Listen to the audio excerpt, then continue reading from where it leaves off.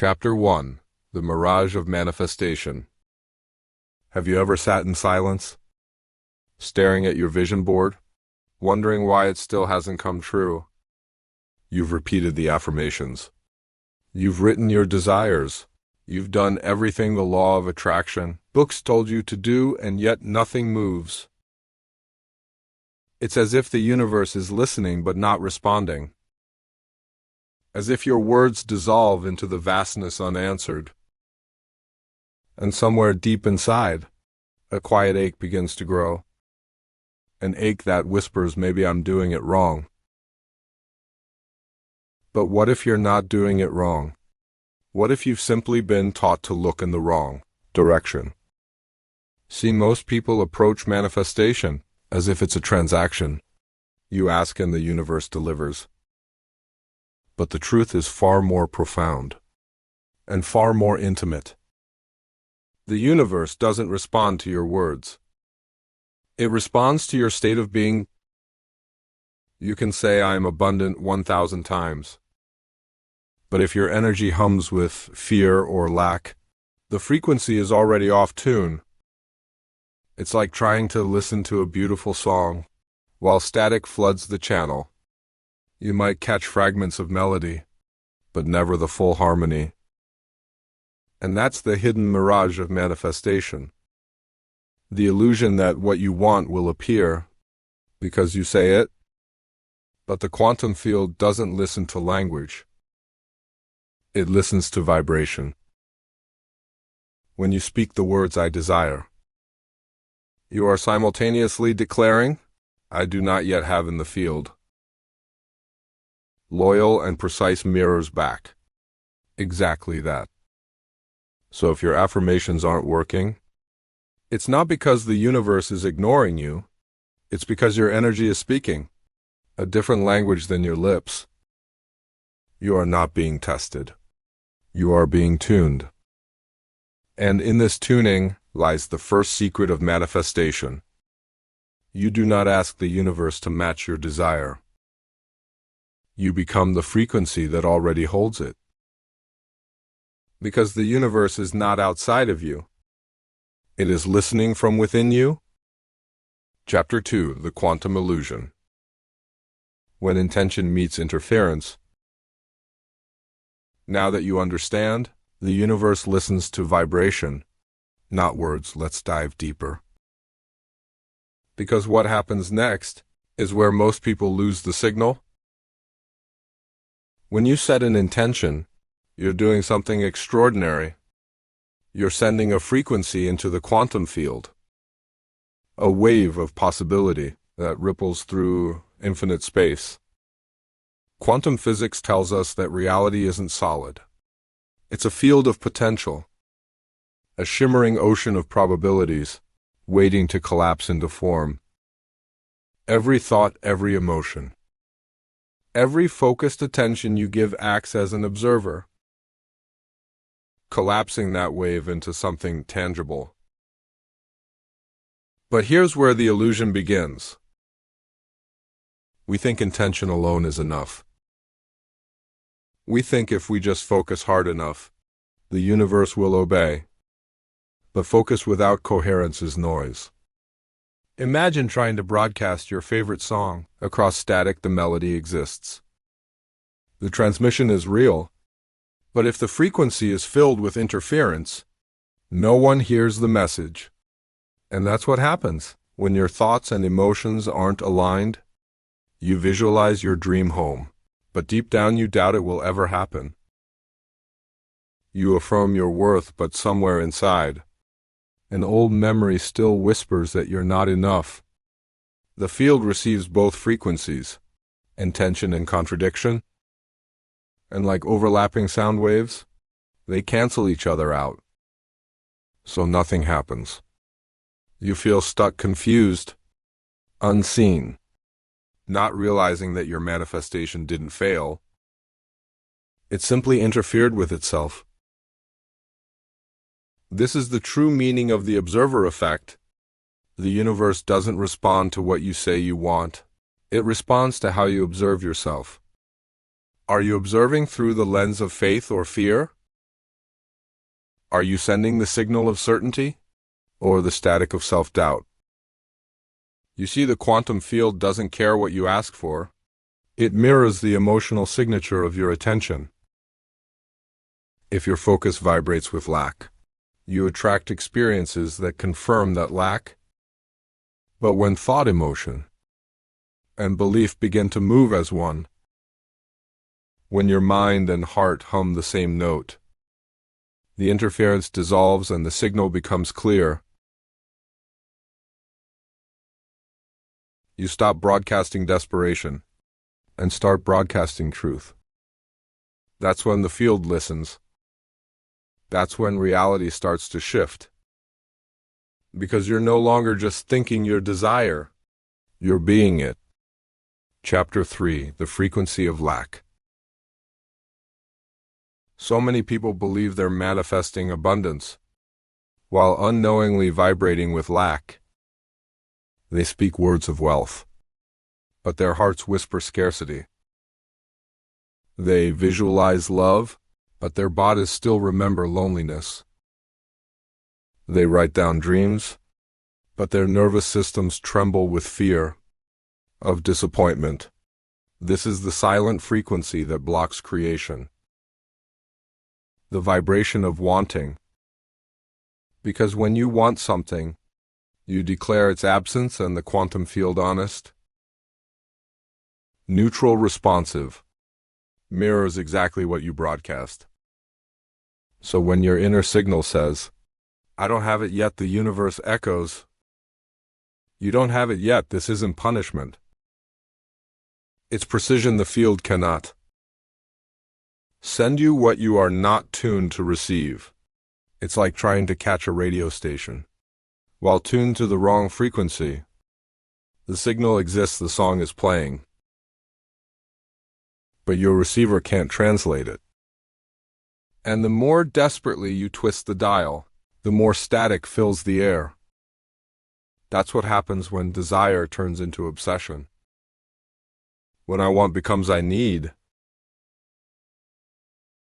Because behind every need hides a quiet fear. What if it never comes? That fear becomes the dominant vibration. And fear is the ultimate distortion. So how do you shift? You stop chasing the thing and start embodying the feeling. You become the version of you who already lives inside that frequency. Don't visualize wealth. Feel what safety and overflow would feel like right now. Don't chase love, breathe like someone already held. Don't beg the universe, remember that. You and the universe are made of the same field. You are not here to summon what you lack. You are here to remember what you already contain. And when you finally stop asking, "When will it come?" and start saying, "It's already within me," that's when the vibration shifts and the field, always listening, finally begins to respond. Chapter 4: Collapse of Reality. The moment of misalignment. Every intention you set sends a wave into the quantum field, a pulse of possibility rippling through infinite space. Each thought, each emotion, each belief creates a frequency that selects a version of reality, already waiting for you when you declare, "I am abundant." You are not creating abundance from nothing. You are tuning into a timeline where abundance already exists. But here's the moment most people never see. The split second when alignment collapses. You set your intention, you feel the energy.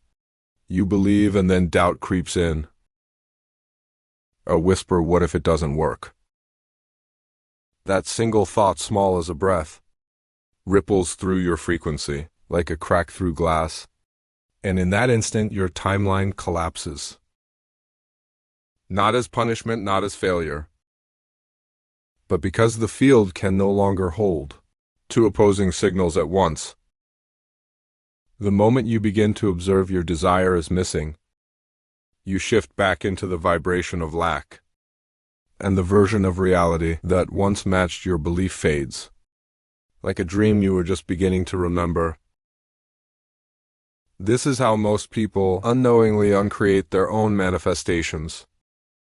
They plant the seed with faith and dig it up with doubt. They visualize their future and then question the soil it's growing in. But here's the hidden mercy within this. If disbelief can collapse a reality, then belief can rebuild it. You can always retune, always realign, always return to the frequency that holds what you desire, because timelines aren't linear. They're fluid, they bend, shift, and merge according to the energy you embody right now. So when fear tries to pull you back into the old version of you, pause, breathe. Remember, you are not chasing your manifestation through time. You are choosing the version of reality that already contains it. Every breath is a new collapse. Every belief a new creation. You are the architect, the observer, the collapse and the rebirth. Chapter 5, The Quantum Reframe. Becoming the frequency. So now you understand every doubt collapses a reality. But what if you could choose a different one? What if instead of asking the universe for change, you became the version of yourself that no longer needed to ask? This is the quantum reframe, the shift from manifesting through desire to manifesting through identity. You are not here to call something in. You are here to call yourself up. To remember the frequency of the one who already lives your dream. See in the quantum field, all versions of you already exist. The wealthy you, the healed you, the loved, fulfilled, radiant you. Each version is vibrating on its own unique frequency. And your emotional state is the dial that chooses which one you tune into. You're not waiting for the future to arrive. You're aligning with the you who already lives there. When you shift your vibration, you don't move through time. Time moves through you. Neuroscience confirms this. When you feel gratitude, joy, and love before the physical evidence appears, your brain fires new neural patterns. As though the experience were already real, the body doesn't know the difference. It simply learns a new identity, one that matches your intention. And once your body believes, the field must follow, because your vibration becomes coherent thought. Emotion and energy harmonizing into one clear signal. So stop asking when will it come, and start asking who am I when it's already here. Close your eyes and imagine that version of you. How they breathe, how they walk, how they feel when they wake up in the morning. Don't just see them, be them right now. Every time you embody that version, even for a moment, you anchor that frequency into your present reality, and reality responds by rearranging itself around you. That's the secret no one tells you. Manifestation isn't about attraction. It's about remembrance. You are not summoning something new. You're remembering the you who already has it. Because in the quantum field, nothing is created, everything is selected. And when you finally become the vibration of your desire, the universe doesn't have a choice. It must mirror you perfectly, effortlessly, instantly. Chapter 6, The Field Responds. Signs, Synchronicities, and the Shift. Once you begin to live from the frequency of your desire, something extraordinary happens. Reality starts whispering back. Not in grand explosions of miracles. At first it's subtle, a number repeats. A stranger speaks words you just thought. The right opportunity appears. At the precise moment you surrender, These are not coincidences. They're confirmations, echoes from the quantum field. The universe, communicating in the only language it knows. Resonance, because when your inner world changes, the outer world has no choice but to follow. It's not magic, it's coherence. Dr. Joe Dispenza often says, your personality creates your personal reality, meaning your thoughts. Emotions and habits are electromagnetic signatures, broadcasts that ripple into the field, attracting experiences that match their vibration. When you shift your signal, the field reorganizes itself around you. That's why life begins to feel like a mirror, one that finally reflects the truth you're holding inside. But here's the catch most people miss. The moment your new timeline starts to unfold, your old identity will panic. Your mind will whisper, this can't be real. This is too easy, something's off. That's not the universe testing you. It's your old frequency begging to survive. Don't collapse back into doubt. Stay coherent, stay open. The quantum field is adjusting, and sometimes it rearranges everything before it reveals anything. Trust the in-between, trust the silence between signs. That's where the real alchemy is happening, where the unseen becomes seen. You may notice people treating you differently, opportunities flowing where there once was resistance, or simply a deep peace replacing your old urgency. The peace is your confirmation. It means your nervous system has caught up to your vision. Your reality is catching up too. Synchronicity is not about luck. It's evidence of alignment. It's the universe saying you're tuned in. And the more you honor those signs, the faster they multiply. Because attention is amplification. Whatever you recognize, you reinforce. So when you see repeating numbers, when something uncanny unfolds, don't dismiss it, smile. Whisper thank you. That's how the field knows you're listening. That's how it knows you're ready for more. Chapter 7, The Awakening. Living as the Quantum Self. There comes a moment when you stop trying to manifest and start realizing you've always been manifesting.